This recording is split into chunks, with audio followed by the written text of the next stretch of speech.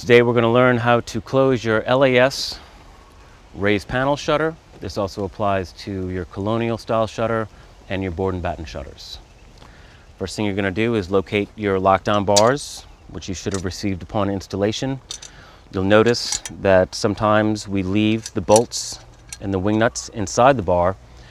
That way you don't lose them, it's already there. However, you do have to take them off in order to install them onto the shutter.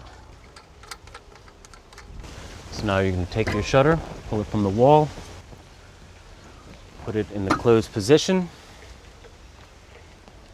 line them up. You can set your bar down. You're going to slide each one of these to about the center of each of your daily clips. Square.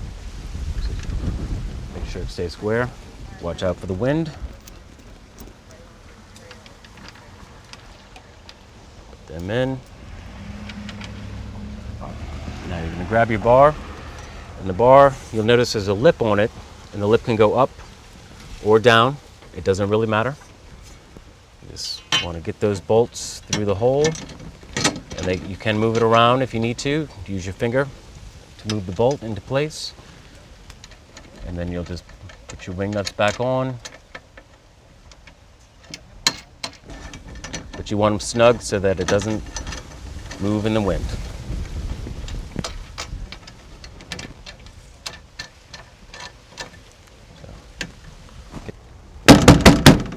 Good to go. And now when you're ready to take them off, just loosen them a little bit. You don't have to take them all the way off. Slide it to the side, pull it right off, and your bolts stay in place, and you can put this back in the attic or the garage, wherever you keep them.